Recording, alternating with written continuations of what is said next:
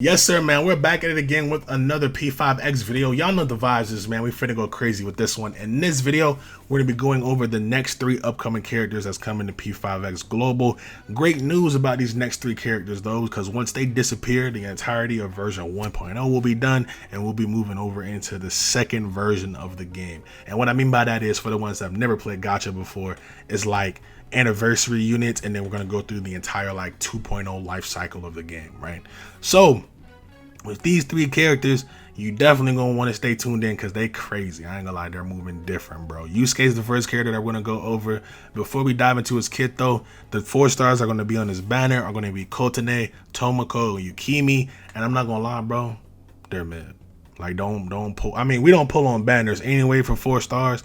Is what I would have said if I ain't see comments in my comment section saying they was pulling for 4 stars and ended up getting Morgana on Manami's banner. My guy, what are you doing? We don't pull for 4 stars on banners, bro. But in terms of Yusuke himself, I ain't gonna lie, bro, is different, gang. I'm excited about Yusuke, bro.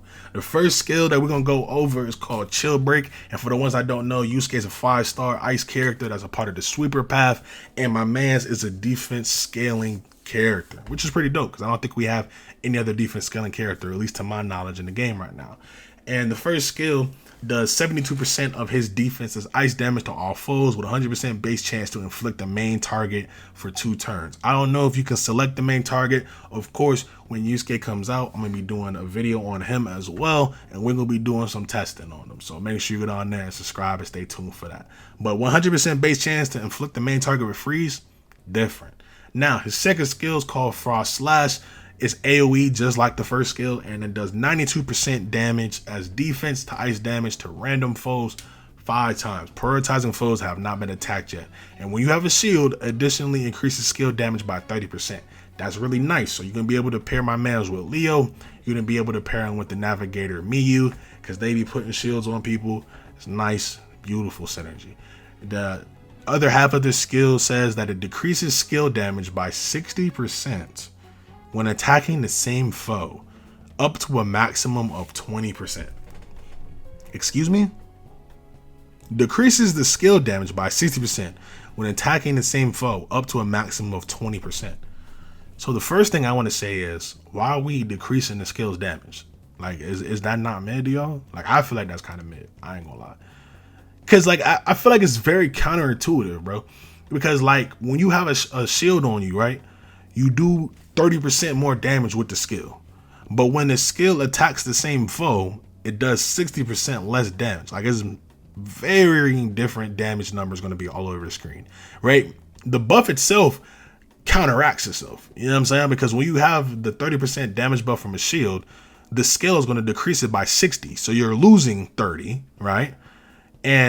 But at the same time on prior to it says up to a maximum of 20%. So are you losing 20% damage or are you losing 60? Either way, we shouldn't be losing damage at all. Like, that doesn't make sense to me. But the best thing about this, bro, is that apparently these characters that are coming out that underperformed on the Chinese version, they're going to be getting buffs on the global version. So hopefully Atlas, I ain't gonna lie, listen to me, Atlas. Hopefully, perfect world, hopefully y'all took out the decrease in the skill damage, because why would anybody want that? Like, let's be for real for a second. In terms of his other skills, like the rest of his kit, bro, it's crazy. Like, this skill alone just blows me about this character, bro. Like, 'cause I love Yusuke, so why? You know what I'm saying? His next skill, though, it upgrades Fox's Dragon Dance to Dragon Roar, and that's the counter mechanic that I was talking about within Yusuke's kit. Increases the chance to trigger a counter 100% by the skill multiplier of 58% of his defense and turns it into an AoE attack. So Yusuke himself, he has a chance to counter back whenever he does get hit, but when you pop that self-target buff, it's going to be a counter hit pretty much every time he gets hit. And it turns into an AoE attack from a single attack. And he gains 20% defense as a shield for 2 turns. So Yusuke himself, he's self-sufficient with shields, but like at the same time, you can also use Leo, you can also use Shun, and you can also put those shields on him as well. Yusuke is a character that just wants shields, right? And you turn your weakness into neutral, and you gain immunity to mental elements, and you taunt all foes for 2 turns. Like, that's kind of a crazy skill.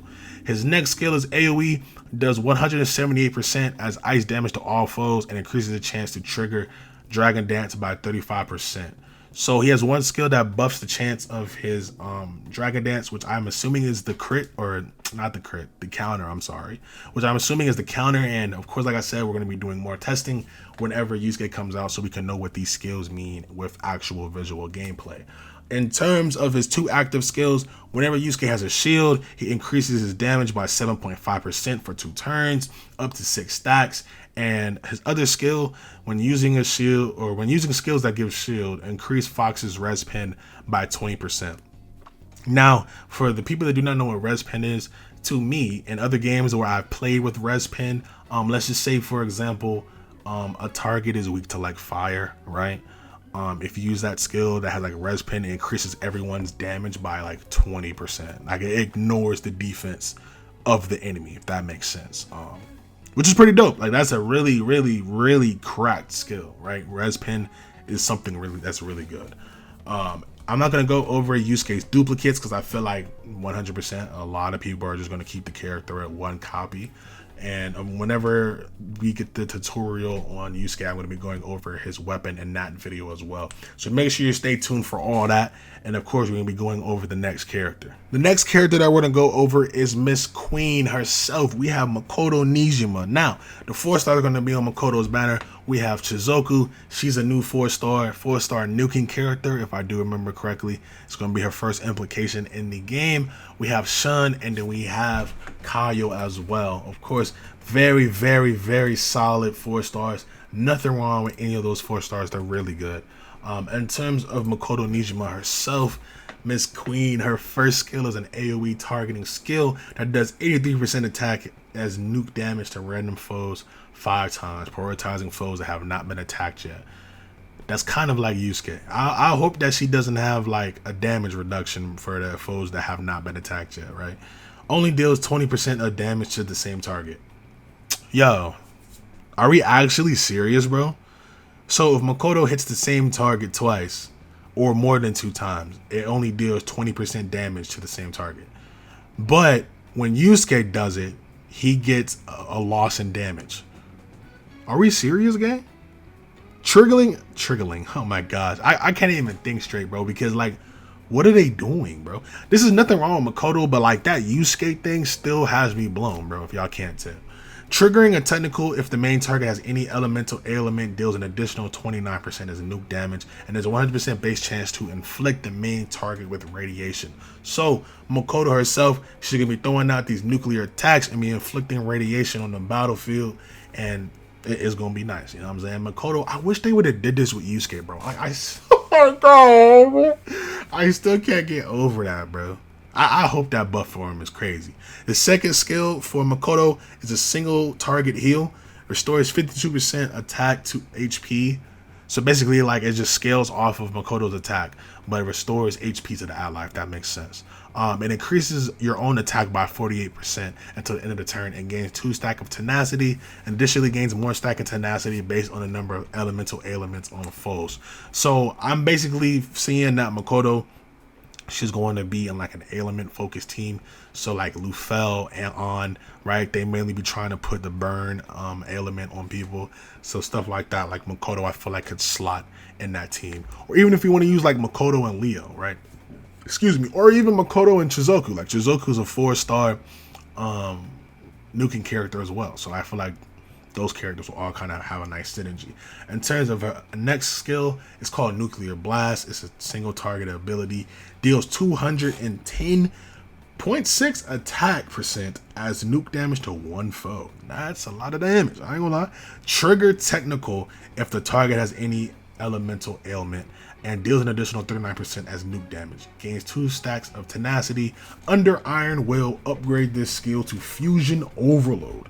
Fusion Overload deals 243% as nuke damage to 1 foe, triggering a technical for every elemental ailment on the foe, and does an additional 34% nuke damage up to 3 hits. Nasty. I ain't gonna lie, Makoto sounds crazy, gang. Her highlight Gains 2 stacks of thermal mass and immediately use them to trigger one of the following effects. Consume all the thermal mass. Each stack inflicts one foe with one random element until they have 2 elements. Consuming all the remaining thermal masses each stack consumed increases skill damage by 20%, and you deal 390% damage as nuke damage to one foe. Yo, Makoto sounds crazy, bro. Increase the attack by 15% for every element all the foes have. That's one of her active skills. And the other active skills is the will. Active skill at the start of the battle increases damage resistance by 6%. After entering Iron Will each time, additionally increases damage res by an additional 16% up to 18%. So Makoto, she gonna be tanky. She's gonna be buffed up, you feel me? She gonna be taking that damage and also dishing out that damage. I ain't gonna lie, I might have to pull for my queen. I mean, I'm gonna pull her anyway because I love Makoto, but she sounds crazy, bro.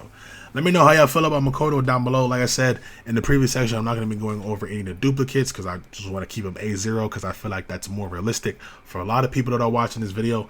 And when Makoto herself comes out, like I said, we're going to be doing a more deep dive and seeing her kit hands-on. The final character of this video is going to be Yumi.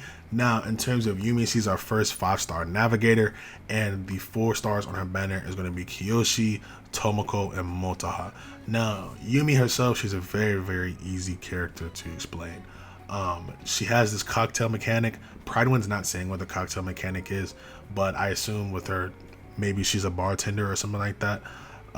She's going to have these cocktail mixes, and depending on the quality of the cocktail, each level of the cocktail has their own independent scaling buffs, if that makes sense. So her first skill increases allies based on 8% attack up to 5,000 for 3 turns. And then whenever she uses skill, she consumes 1 cocktail. In terms of her other skill, it's a single target buff, increases 1 ally's damage every 250 attack that increases, and gives the ally 1% damage dealt up to 5,000. So basically, she can give your ally, if she gets the max buff off, she'll give your ally 20% more damage while also increasing their health by 13% for 2 turns. And whenever that ally does do damage, 2% of that damage will be restored as HP, and it consumes 1 cocktail.